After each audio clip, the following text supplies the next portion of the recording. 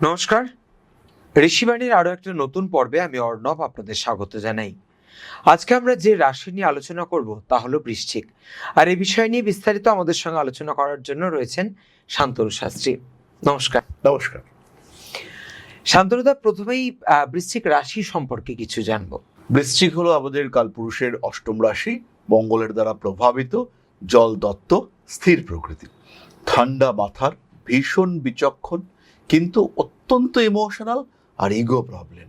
এর কারণে এই দুটো বিষয়ের কারণে বৃশ্চিক কিন্তু তার কোয়ালিটিগুলোকে ইউটিলাইজ করতে পারেন না। কখনো কখনো অতিরিক্ত ইমোশনাল হয়ে যান, কিন্তু বৃশ্চিকের যে তীক্ষ্ণ বুদ্ধি সেটা কিন্তু অন্যদের থেকে টোটালি ডিফারেন্ট। বৃশ্চিকের মন সরাসরি অন্তর্মনের সঙ্গে সংযোগ স্থাপন করবার ক্ষমতা এটা বৃশ্চিক রাশি বা লগ্নের মানুষদের থাকে, যেটা অন্য কোনো রাশির মানুষের থাকে না।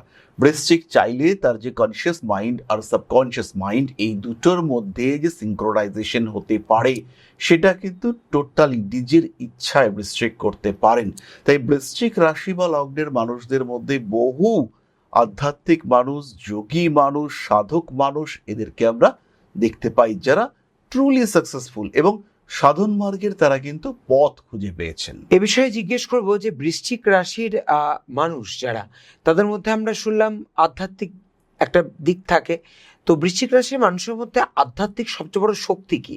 বৃশ্চিকের আমরা যদি তিনটে কোয়ালিটি আইডেন্টিফাই করবার চেষ্টা করি, তাহলে হলো প্রথমটি দৃঢ়চেতা, দ্বিতীয়টি হলো অসীম আত্মবিশ্বাস, আর তৃতীয়টি হলো নিজেকে জানা, নিজের ক্ষমতাকে উপলব্ধি করা। এইগুলি বৃশ্চিক রাশি বা লগ্নের মানুষদেরকে বিশেষ আধ্যাত্মিক শক্তি প্রদান করে এবং সরাসরি বৃশ্চিক কিন্তু কমিউনিকেট করতে পারে ইউনিভার্সের সঙ্গে। অত্যন্ত জেদি বৃশ্চিক রাশি বা লগ্নের মানুষরা, এবং তাদের এই অতিরিক্ত জেদ, তাদের এই মেজাজ, সেটা তাদের কোনো কোনো সময় আধ্যাত্মিকতার পথে ঘাটতি এনে দেয়। কিন্তু তা সত্ত্বেও যেটাকে আমি পেতে চাইছি, আমি আত্মজ্ঞান উপলব্ধি করতে চাইছি এবং করেই ছাড়বো। যাই আমার সামনে প্রতিবন্ধকতা আসুক না কেন, সেই প্রতিবন্ধকতাকে আমি অতিক্রম করতে পারবো।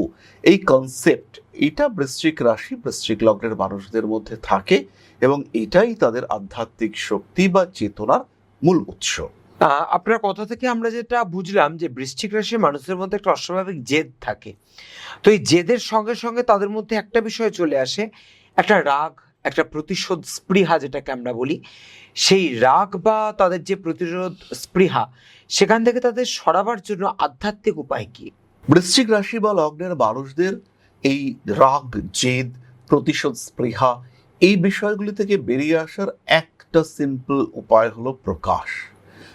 প্রকাশ বলতে কি, আমার মনের মধ্যে তোমাকে নিয়ে ক্ষোভ বা খেদ তৈরি হয়েছে, দ্বিধা না করে, তুমি কি ভাবলে না ভাবলে অত বিচার বিশ্লেষণ না করে সরাসরি বলা যে ভাই, তোমার এই আচরণ আমার খারাপ লেগেছে এবং এটাকে আমি অ্যাকসেপ্ট করতে পারছি না।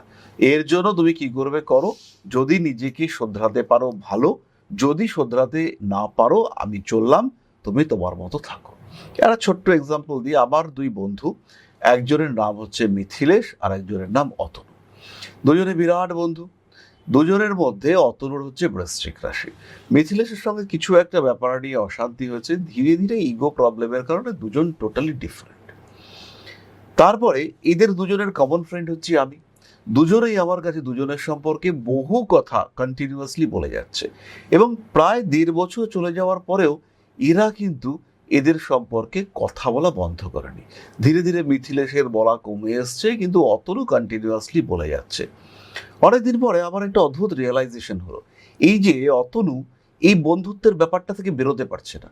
ও কিন্তু কন্টিনিউয়াসলি চাইছে যে মিথিলেশ আসুক, আবার নতুন করে বন্ধুত্ব তৈরি করি, কিন্তু বলতে পারছে না।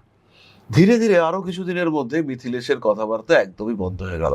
অতনু কিন্তু সেখান থেকে বেরোতে পারেনি, কন্টিনিউয়াসলি সেটা ওকে আরো ইরিটেট করছে যে মিথিলেশ কেন খোঁজ নিচ্ছে না। বেশ কিছুদিন পরে আমি একদিন দুজনকেই ডাকলাম, একটা ওই কফি শপে সিসিডিতে একটা ডাকলাম, এবং ডাকবার পরে তারা দুজনের দিকে দেখি মুখ ঘুরিয়ে রয়েছে। মিথিলেশ অতটা চিন্তা ভাবনা করছে না, কিন্তু অতনুর মুখটা কেমন যেন একটা থমথমে হয়ে রয়েছে। মিথিলেশ কথা বলছে, কফি খাবে, চলে যাবে, এরকম একটা মেন্টালিটি। তখন আমি আর কি যখন বললাম যে চলো আরেকবার বন্ধুত্ব শুরু করা যাক, যা হয়েছে হয়েছে, এমন কিছু বড় ব্যাপার হয়নি যার জন্য এত দিনের বন্ধুত্ব থেকে বেরিয়ে আসতে হবে। এইবার এদের দুজনের মধ্যে যে এক্সপ্রেশন, দুজনের মধ্যে পরস্পরকে আপন করে নেওয়া, এতদিন যে কষ্ট পাচ্ছিল বলতে পারেনি, সেই কি এক্সপ্রেশন। কিন্তু এই এক্সপ্রেশনটা যদি আগেই হতো, আগেই যদি নিজের ভুল স্বীকার করতো, আগেই যদি খেদ হয়েছে সেটা প্রকাশ করতে পারতো, তাহলে কিন্তু আত্মা এত কষ্ট পেত না। মনে মনে রীতিমতো কষ্ট পাচ্ছে। আমাদের কাছে বহু ক্লায়েন্ট এসে বলেন, আমার তো বন্ধুত্ব ছিল, কিন্তু সেই বন্ধু আর কথা বলে না, ব্লক করে দিয়েছে। কোনো প্রেম নয়, রিলেশনশিপ নয়, কোনো প্রমিস নয়, কিন্তু বন্ধুত্ব, গভীর বন্ধুত্ব, সেটা চলে যাওয়াতে বৃশ্চিক রাশি বা লগ্নের মানুষরা ফ্রাস্ট্রেটেড হয়ে পড়ছেন। বন্ধুত্বের ক্ষেত্রে, সম্পর্কের ক্ষেত্রে যাই করুক না কেন বৃশ্চিক, মানসিক স্থিতি চাই, শান্তি চাই। আর এই শান্তি প্রাপ্তির রাস্তাই হচ্ছে আধ্যাত্মিকতা। এবং আধ্যাত্মিকতা প্রাপ্তির জন্য, আধ্যাত্মিক জ্ঞান প্রাপ্তির জন্য একটা স্টেবল লাইফস্টাইল চাই। আর সেটা যতক্ষণ বৃশ্চিক পাচ্ছেন না, ততক্ষণ কিন্তু বৃশ্চিক রাশি বা লগ্নের মানুষ কষ্ট পেতেই থাকবেন। তাই বৃশ্চিককে আমি বলবো, আধ্যাত্মিক উন্নতি, আত্ম উন্নতি, তার জন্য একটাই বিষয় করতে হবে, সেটা হচ্ছে পিঠের মধ্যে চেপে ধরে রাখার দরকার নেই। যা কষ্ট হচ্ছে, যা শোক, সেটা প্রকাশ করো। যাকে প্রয়োজন তাকে বলো। নিজের মনের কথা যত উন্মোচিত করবে, ততই কিন্তু শান্তি, প্রকৃত শান্তির পথ খুঁজে পাওয়া যাবে। অর্থাৎ একটা কথা আমরা খুব স্পষ্টভাবে বুঝতে পারলাম, বৃশ্চিক রাশির মানুষকে কিন্তু এক্সপ্রেসিভ হতে হবে, নিজের মনের কথা প্রকাশ করতে হবে, সেই প্রকাশ করা থেকে অনেক সমস্যার সমাধান হবে। আজ আমরা বৃশ্চিক রাশি নিয়ে জানলাম। আমরা আগামী দিনে আবারও ফিরে আসব কোনো নতুন রাশি বা আপনাদের কোনো নতুন সমস্যা এবং তার প্রতিকার নিয়ে। ভালো থাকবেন সবাই। নমস্কার। নমস্কার। জয় মা আদি শক্তি।